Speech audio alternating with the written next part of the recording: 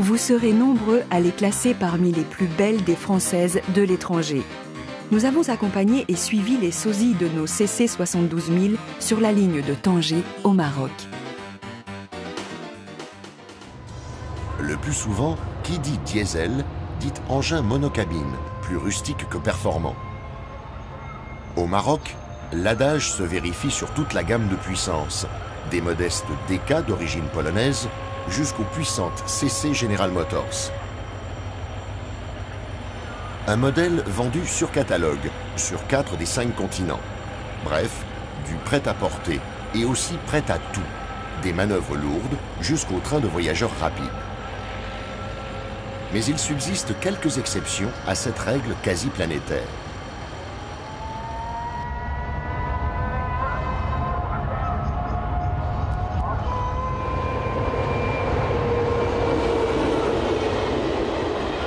Et notamment sur l'ONCF, la série sœur de nos CC 72 000. Aussi belles que leurs jumelles françaises, les DF, comme on les appelle là-bas, revêtent des teintes chaudes que nos CC n'ont jamais connues.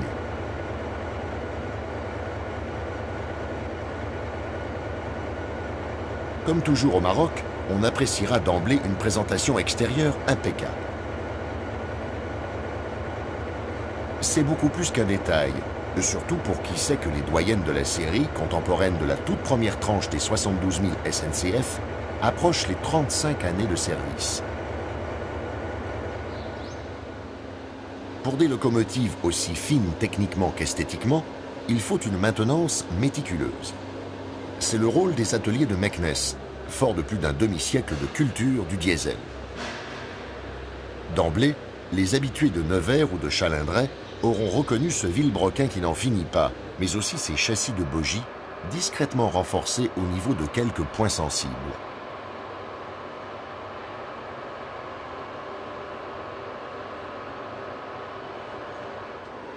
L'atelier, qui compte parmi les tout premiers établissements industriels de la ville, assure toutes les fonctions d'entretien de la série, et il intervient aussi sur des engins de manœuvre et sur le matériel remorqué.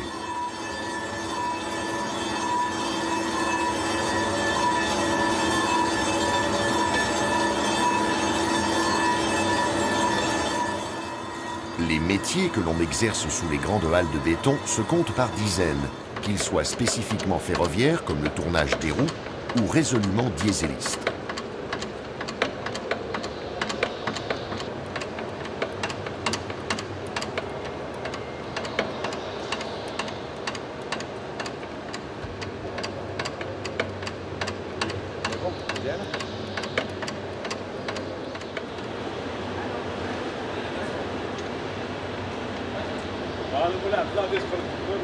Dans ce dernier cas, on peut indifféremment s'exprimer en tonnes, lorsque c'est le bâti du moteur qui est concerné, ou en millimètres, voire en microns, lorsqu'il s'agit de vérifier l'étanchéité d'une culasse ou de tourner une bielle.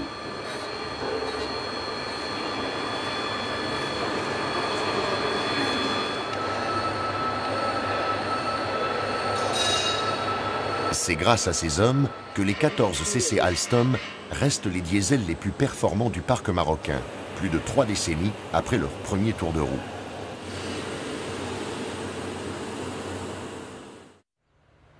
Dépôt de Sidi Kassem, 8h30. Rachid vient prendre son service pour assurer ce jour-là le rapide CT Casablanca-Tanger avec la DF 114, la cadette de la famille.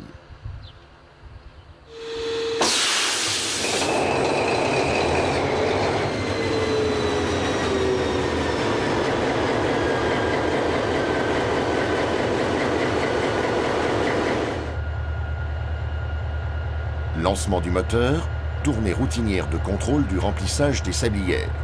L'heure approche.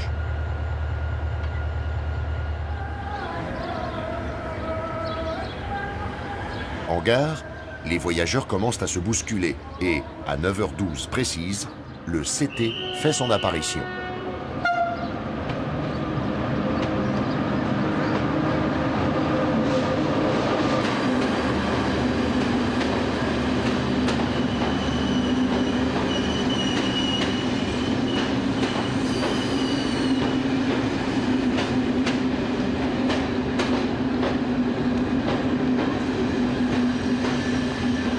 Casa, la E1300 a parcouru 212 km sur la grande ligne, à 95 de moyenne. Une performance très honorable, compte tenu des 9 arrêts intermédiaires.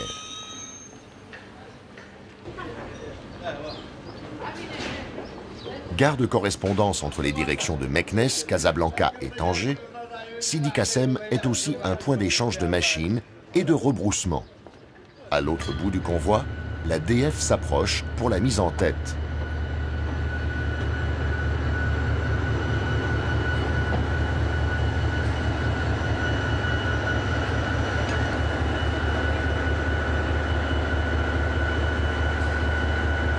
Attelage, essai de frein. Le CT est prêt pour la deuxième grande étape. 9h30, départ.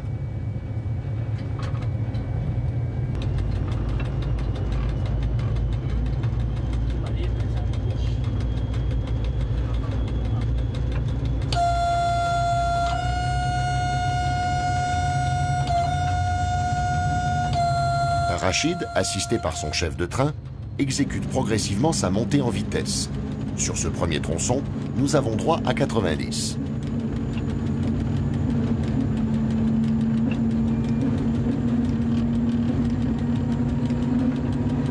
Dès la sortie de la gare, nous laissons la grande artère sur notre gauche pour nous engager sur la voie unique. Quant à la caténaire, présente sur quelques kilomètres pour assurer le bouclage du raccordement direct presque inutilisé, il est bien rare qu'un archet de pantographe vienne la caresser.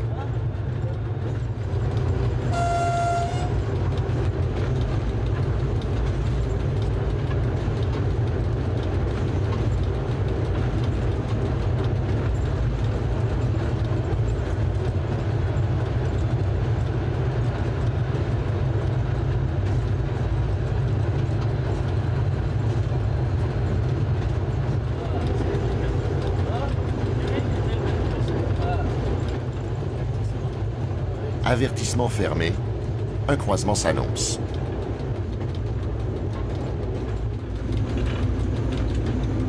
Rachid a freiné pour aborder la petite gare de Msada, perdue dans la plaine.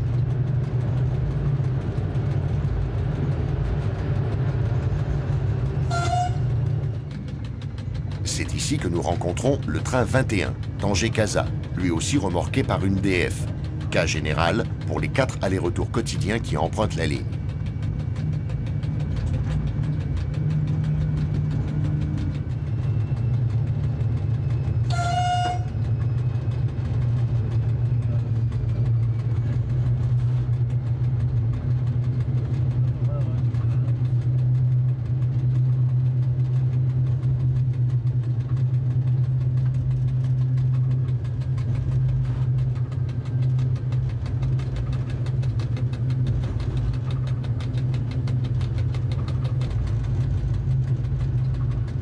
Dès la sortie de la gare, la caténaire s'interrompt, sans qu'un seul mètre superflu de câble ait été tiré au-delà de l'aiguille.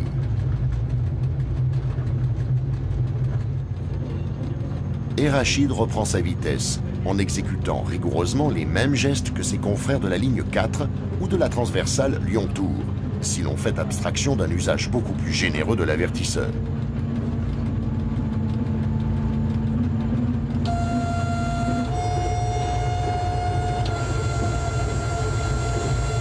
Mais pour une fois, personne ne traversera in extremis ce PN, souvent très animé.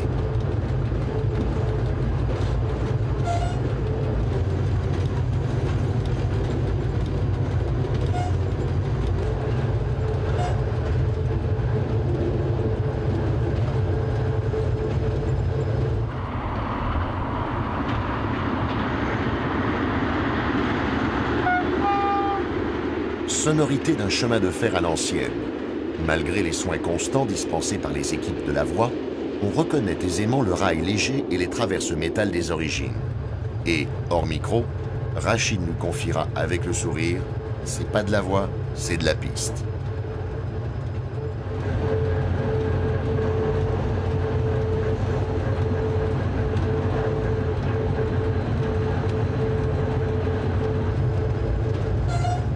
Mais l'observateur européen qui pourrait citer bien des exemples similaires sur les petites lignes de la France profonde, prêtera davantage attention à l'environnement, beaucoup plus proche ici de l'image traditionnelle que sur la grande ligne.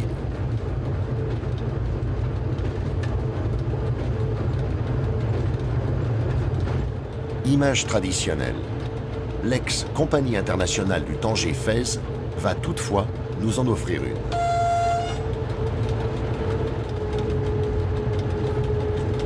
Ce ralent annonce un point singulier très caractéristique de ce que furent les lignes coloniales et du souci d'économie qui a présidé, voici 80 ans, à la construction de la première voie normale du Maroc.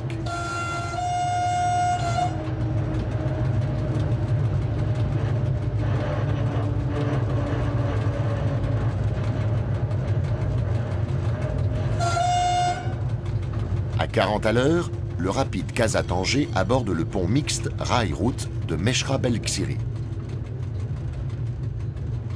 Une curiosité dont les jours sont toutefois comptés.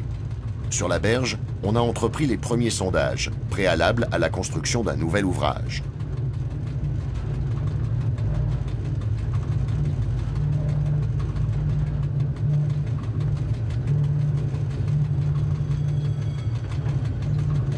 Image traditionnelle en gare aussi à quelques centaines de mètres de là. Devant le bâtiment des années 20, les voyageurs attendent patiemment leur train.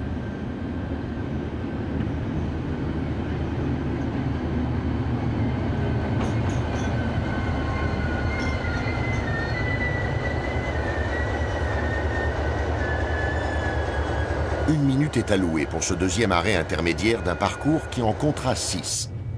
Rachid ne va pas tarder à recevoir le signal de départ.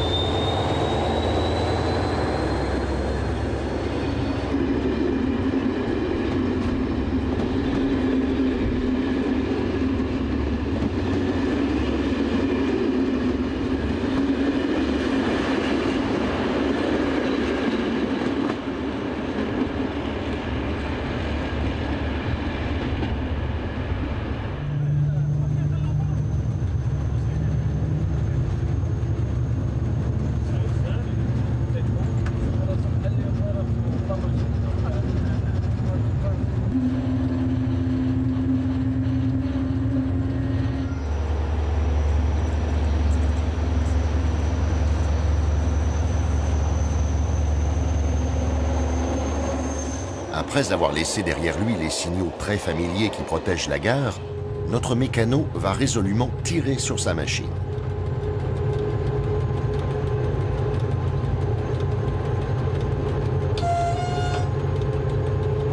Ici débute la seule section de la ligne autorisant le 140. Mais l'aiguille du tacro montera bien lentement, sans jamais arriver en butée. Le diesel, même beau, a ses limites.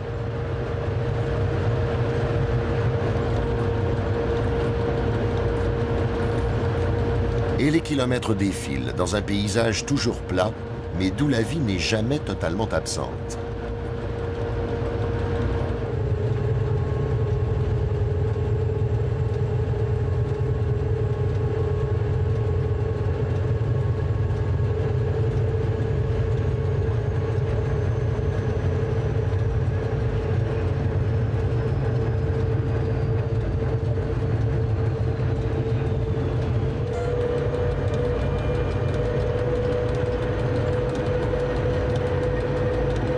Dans la vaste plaine agricole du Rarb, d'autant plus fertile que le printemps a été abondamment arrosé, on finit toujours par trouver un berger et ses moutons qui assurent consciencieusement le nettoyage des abords de la voie. Mais nous allons bientôt rencontrer un obstacle. Au PK 121 de Tanger, la vitesse autorisée s'abaisse brutalement à 65.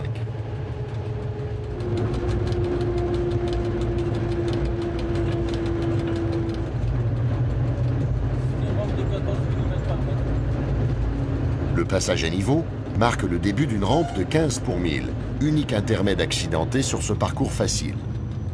Et le CT qui s'était un instant cru l'égal de l'arbalète Paris-Balle, va maintenant nous rappeler le Ventadour, dans des sinuosités dignes de Clermont-Brive.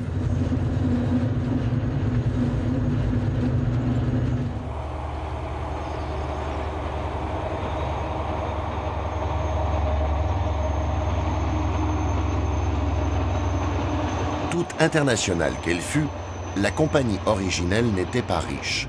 Il s'agissait d'un projet essentiellement politique, et l'adjectif économique ne s'est jamais appliqué qu'aux conditions d'exécution de la ligne, et en aucun cas à son rôle.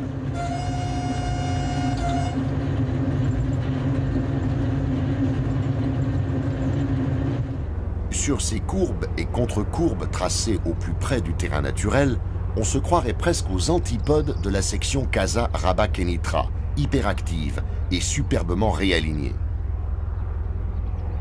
Au Maroc comme ailleurs, l'analyse des statistiques de trafic a fait naître un chemin de fer à 2 vitesses.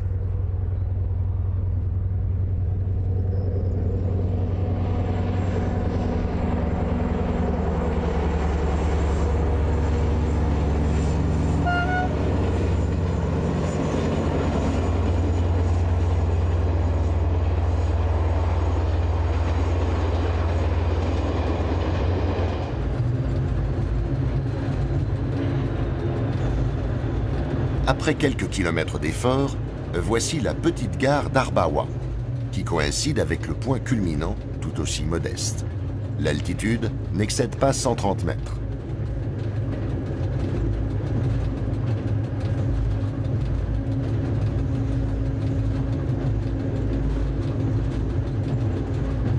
Bien évidemment, notre mécano a tout coupé et le grondement du V16 s'est atténué.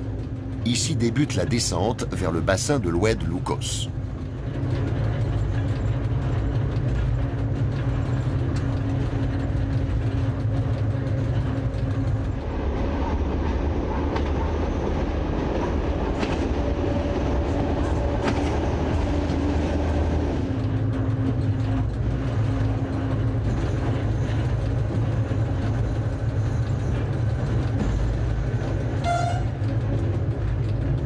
Après le court tunnel d'Arbawa, encore suivi de quelques courbes, le train va retrouver la plaine et reprendre de la vitesse.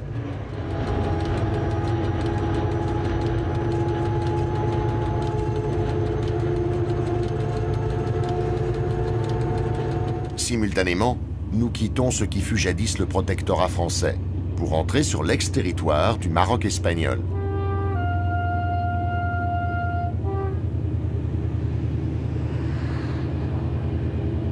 Mais dans cette campagne verdoyante, plus rien ne permet de localiser précisément l'ancienne frontière, gommée voici près d'un demi-siècle par l'accession du royaume à l'indépendance.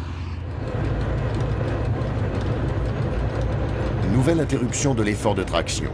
Après une brève pointe à 120, le train arrive à Ksar el-Kébir.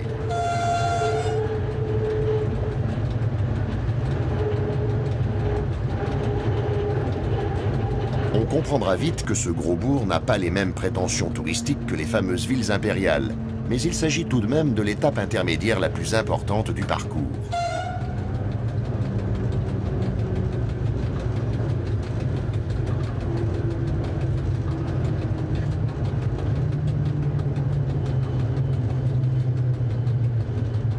La gare d'origine, construite au nord de l'agglomération, a été supplantée par une halte mieux située, et les trains font désormais arrêt au cœur de l'animation urbaine, sans la perturber le moins du monde.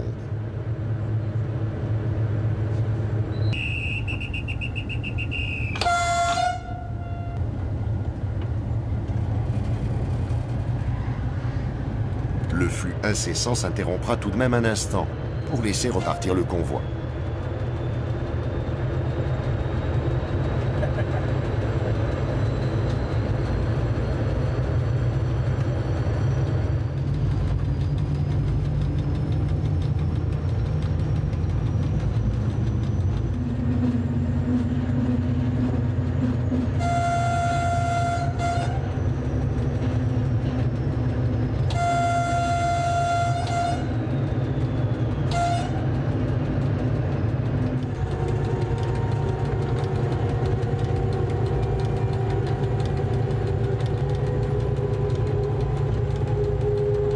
voyage reprend dans un paysage vallonné et toujours assidûment fréquenté. L'agriculture marocaine, comme le chemin de fer lui-même, est riche en hommes.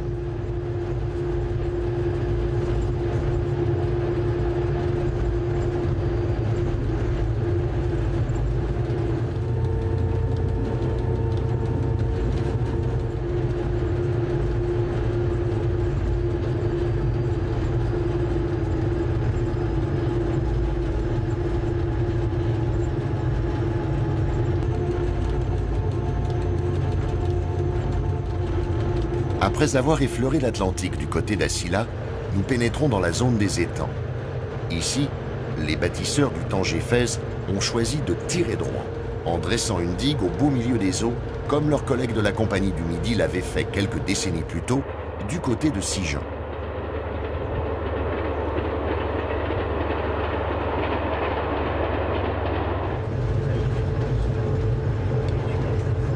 À 100 à l'heure, une vision fugitive nous rappellera tout de même que nous ne sommes pas entre Languedoc et Roussillon, bien que l'Europe soit désormais toute proche.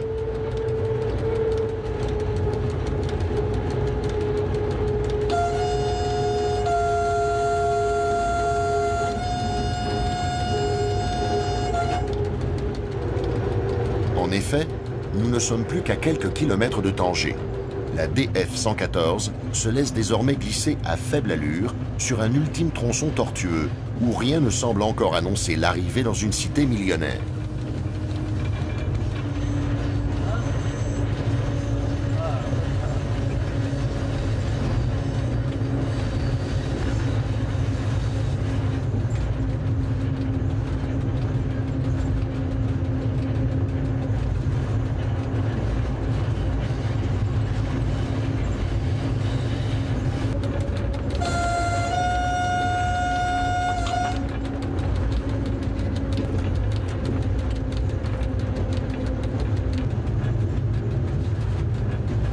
On finit tout de même par se faire à l'idée, même si le rail n'aborde la ville qu'en catimini et en s'abstenant depuis quelque temps de la pénétrer.